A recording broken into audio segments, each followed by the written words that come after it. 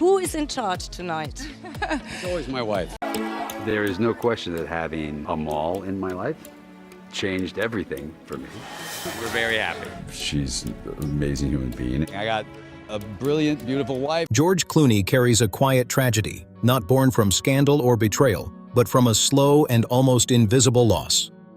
Behind the flawless red carpet photos and the familiar easy smile sits a deeper truth, one rarely spoken out loud. For the man once known as Hollywood's proudest bachelor, the reality today is far more complicated.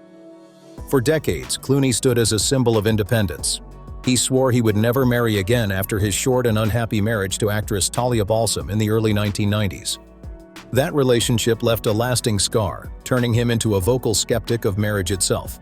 He joked about it on talk shows, openly betting friends like Michelle Pfeiffer and Nicole Kidman that he would never walk down the aisle again. As his fame grew, so did the wall around his personal life. While peers like Brad Pitt and Matt Damon built families, Clooney filled his days with non-stop film schedules, political activism in places like Darfur, and long, laughter-filled nights at his Lake Como villa. To the world, he looked completely content. But those close to him noticed something quieter, a loneliness masked by humor, charm, and success. That carefully balanced life shifted in the summer of 2013. At a dinner arranged by a mutual friend, journalist Nick Houston, Clooney met Amal Alamuddin, a human rights lawyer with no interest in Hollywood's spotlight. Educated at Oxford and NYU, Amal was already respected for her work before the United Nations and the International Criminal Court. Clooney later admitted he had no idea who she was, and that unsettled him.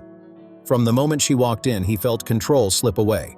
He described it as something shifting, almost physically. Their relationship moved fast but with intention. Clooney didn't lean on fame or charm this time. He wrote letters. He waited. You know, she's this extraordinarily, fun, smart, beautiful, great woman. And, I was just very taken with her. And I started writing her letter. Amal's work came first, always. By April 2014, after just 7 months together, Clooney proposed during a quiet dinner at home. The moment was awkward and painfully human. Amal stared at the ring in silence for nearly half an hour, while Clooney knelt, anxious, joking that his knee might give out. When she finally said yes, it wasn't flashy. It was real. Their Venice wedding later that year looked like a fairy tale, and for a while it was. Clooney changed. He left behind the heavy drinking, embraced domestic life, and became a devoted father after the birth of twins Ella and Alexander in 2017. He called it the greatest moment of his life. Together, they built homes away from Hollywood, launched the Clooney Foundation for Justice, and appeared united by purpose. George openly admired Amal's work while reshaping his own career around socially driven films. But ambition has weight. Amal's global legal work and George's enduring Hollywood obligations began pulling them in parallel directions.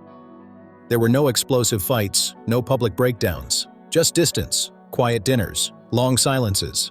Clooney later described the pain of sitting across from the person you love and feeling far away. Not angry, just disconnected. A realization that silence can hurt more than arguments. The man who once avoided commitment had fully embraced it. But maintaining that transformation, under time, distance, and relentless ambition, became its own kind of tragedy. By 2025, George Clooney and Amal Clooney had crossed more than a decade of marriage, an impressive milestone in an industry where longevity is rare. In public, they still looked untouchable. Red carpets, global summits, charity galas. Always composed, always aligned. The image of a modern fairy tale remained firmly intact. But away from cameras, their lives were beginning to pull in opposite directions. Amal had reached a new professional peak, accepting a prestigious teaching role at Oxford University, while continuing her work on complex international cases in The Hague. Her days were structured, relentless, and purpose-driven. England became her base, not just professionally, but practically, especially with 2 young children in school. At the same time, George, now in his mid-60s, was chasing a lifelong dream of his own. A Broadway debut with a stage adaptation of Good Night and Good Luck. The project anchored him in New York City, a loud, demanding environment far removed from the calm of Provence or Lake Como. For the first time in years, they were not just traveling apart, they were living apart. Friends began to quietly describe the situation as more than routine distance. It felt like a trial separation no one wanted to name. Amal stayed in England with Ella and Alexander. George remained in New York, spending long nights rehearsing, then returning to an empty apartment once the applause faded. That solitude took a toll. According to those close to him, George slowly slipped back into habits he had worked hard to leave behind. Drinking returned, not loudly or publicly at first, but as a coping mechanism. One insider summed it up simply: they aren't fighting, they're fading. In April 2025, George appeared on CBS Mornings and joked that they still hadn't found anything to argue about. I want to be with anyone else. I couldn't sleep when we were apart. None of that has changed. We've never had an argument. We still haven't. You still have it? No, we're trying to find something to fight about. Headlines framed it as proof of a flawless marriage. Relationship experts saw something else entirely. Total harmony can hide unresolved tension. Silence, when it replaces honesty, becomes dangerous. Amal's life in Oxford was full, ordered, and intellectually intense. George admired that, but the admiration began to carry insecurity. He once told the New York Times that when they met, he never believed he had a chance with her. She was younger, brilliant, and already complete in her purpose. Over time, the age gap stopped feeling charming and began to feel logistical. Their energy levels, priorities, and pace no longer matched. And the breaking point didn't come from betrayal, but from symbolism. At the June 2025 Tony Awards, George and Amal appeared together in New York, elegant and unified. Later that night, George drank heavily and joked afterward about behaving like a reckless teenager. The public laughed. Amal didn't. To her, it wasn't about one night, it was about what it represented. She had fallen in love with the disciplined, grounded version of George. The relapse suggested cracks she couldn't ignore. When George tried to downplay it, Amal made her position clear. This behavior wasn't acceptable. That confrontation shook him deeply. Friends described the weeks that followed as tense and quiet. They retreated to their estate in Provence, a place meant for healing. Instead, the silence grew louder. Amal worked remotely on legal cases. George paced the grounds rehearsing lines. Dinner conversations stayed polite, shallow, careful. By March 2025, rumors of separation intensified. Amal returned to England with the twins for practicality. George stayed in New York for Broadway. Publicly, they remained supportive. Privately, the distance stretched thin. They tried to stay connected through FaceTime calls, shared moments, and updates from the kids. But the strain was different this time. They weren't just apart. They were living in parallel worlds. Neither ambition was wrong. Neither path was selfish. But even the strongest love can bend when two lives grow in opposite directions. Even the strongest love can weaken when stretched too thin between two massive ambitions. As rumors intensified, tabloids whispered about separation and divorce. What stood out most was not what George Clooney and Amal Clooney said, but what they didn't say. There was no denial, just silence. And that silence spoke louder than any headline. You claim that you and your wife haven't gotten in a fight in 10 years. That's right. Are you lying? No, I'm not lying. That's a true story. Those close to the couple understood the difference in how each viewed the time apart.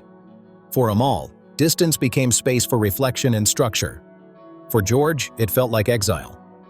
A confidant revealed he missed the everyday noise of family life. Amal moving through the kitchen, the twins filling the house with sound. New York wasn't freedom. It was loneliness disguised as purpose. Speculation peaked when they appeared together at the Venice International Film Festival in August 2025. Arm in arm, smiling, perfectly composed. Amal radiant. George calm. For the cameras, the illusion returned. The untouchable Cloonies were back. But those who watched closely wondered whether it was reconciliation or simply a performance mastered over years in the public eye. Friends noticed the subtleties, not tension, not anger, exhaustion. One quietly observed that peace can sometimes just be silence wearing a smile. Their emotional restraint, once a strength, had begun to feel like distance rather than harmony. In the fall of 2025, Amal gave an interview to Glamour magazine. It focused on her legal work and friendships, but what captured attention were her rare comments about George. She described him as incredibly supportive, recalling how he encouraged her to return to work after the twins were born, offering to stay home while she addressed the UN. The words calmed public fears, yet her tone carried something heavier. Gratitude, yes, but also fatigue. Support had become something that needed to be stated out loud rather than quietly lived.